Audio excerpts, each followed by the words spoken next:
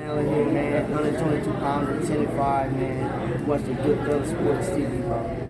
Don't forget to check out our sponsor, The Health Blaze, at thehealthblaze.com. 100% all natural products from lotions, soaps, foot soaks, bath bombs, and much, much more. Use the promo code Goodfella1Boxing. Tell them your boy CJ Goodfella sent you. Get 18% off. We out.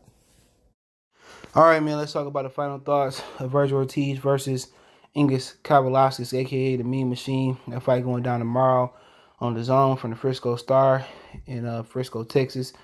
Let's talk about it. Check out, hit the thumbs up button, share video, subscribe to the channel. Best way to help the channel.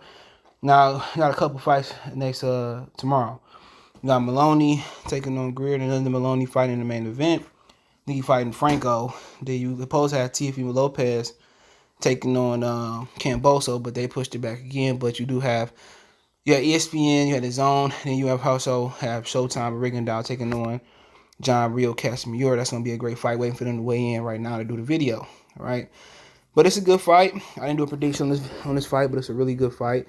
This is a true rites of passage fight to get on the championship level. You don't see that too much in boxing. You see a lot of fighters being directed in a different path, for the path of least resistance to get a title, but he's fighting a real contender, even though Kavaliauskas didn't look so good in his last fight. But, the pandemic had, an effect on everybody. But one thing we're going to find about Vergil Ortiz, if he can take a punch. Now, he said his last fight with Mo Hooker was he had the corona, all right?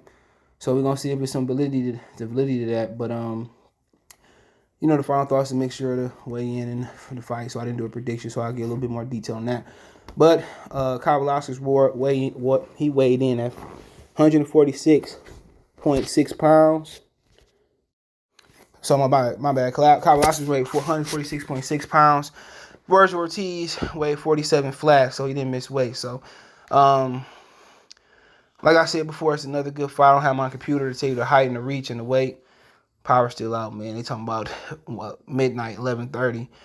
To the power come on. My power was on all through the storm, but after the storm it go out. I don't get it. But Ortiz, he has a nice height advantage.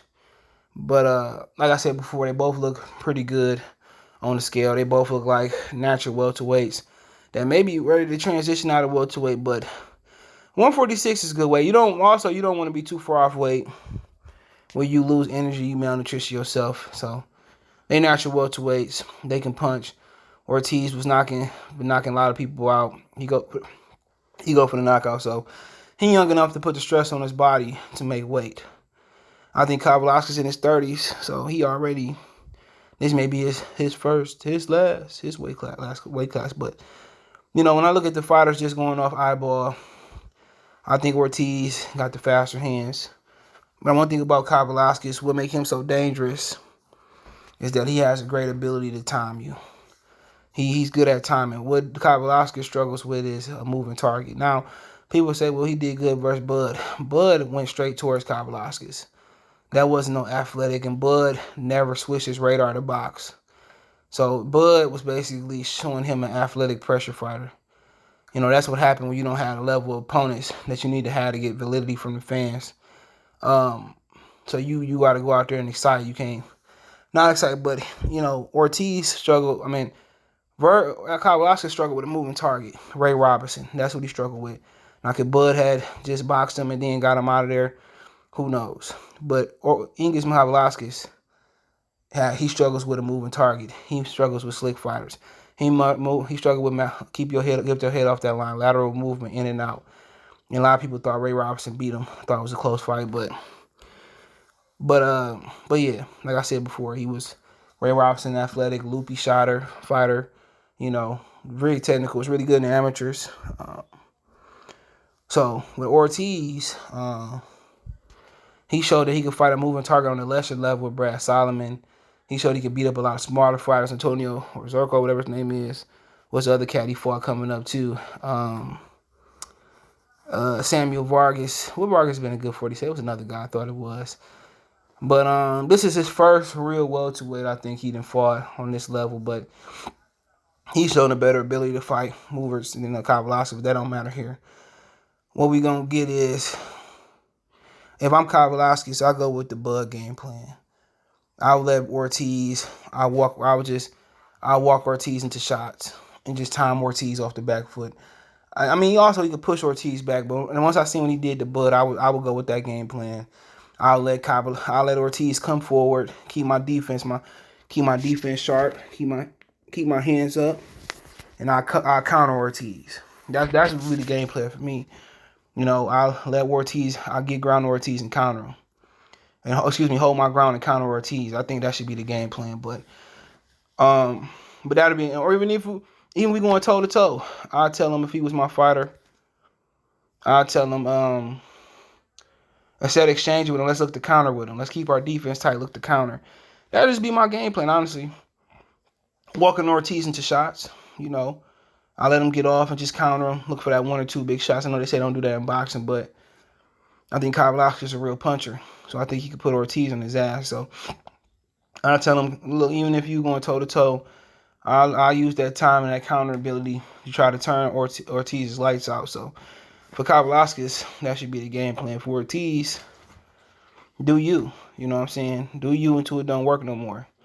Go in there, walk him down, throw punches. But my only thing about Ortiz is he don't move his head a lot. He does move his head, but I would tell him to get his head off that line, move your head a little bit off the line, step over, get shots off, and try to find your way to get off the line, even with your head or with your legs, and use angles and fire off. And just use angles, fire off.